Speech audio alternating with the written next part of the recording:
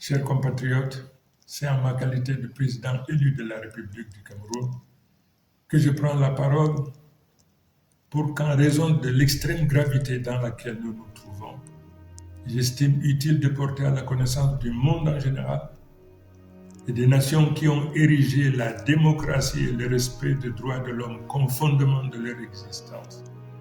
Porter à leur connaissance le fait que tout le peuple camerounais aujourd'hui se trouve le dos au mur, confronté à une menace existentielle de la part de ce régime qui pratique du gangstérisme d'État, qui terrorise nos populations, procède à des purges politiques, purges au faciès, purges dans toutes les régions de notre nation.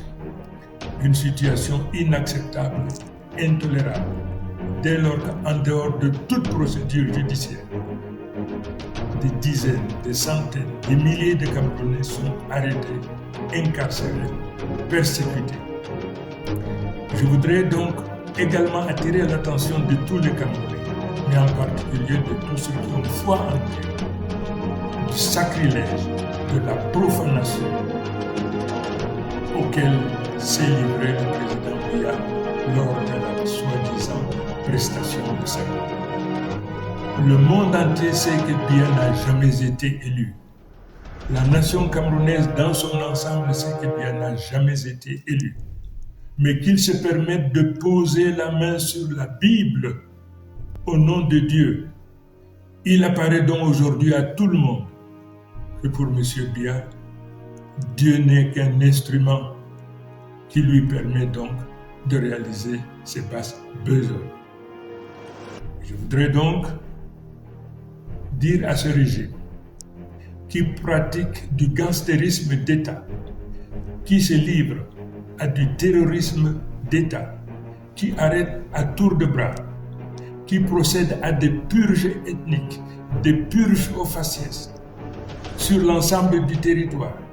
Je voudrais donc demander à ce régime, du haut de ma responsabilité, parce que élu aujourd'hui de la République du Cameroun, de cesser cette pratique.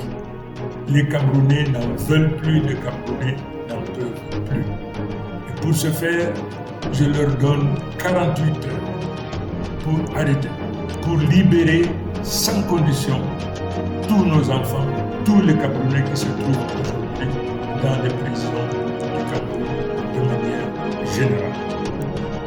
Je leur donne 48 heures, faute de quoi le peuple camerounais se retrouvera en légitime défense et se sentira libre non seulement de se protéger, mais également de tout faire pour protéger leurs enfants et les récupérer partout où ils se trouvent.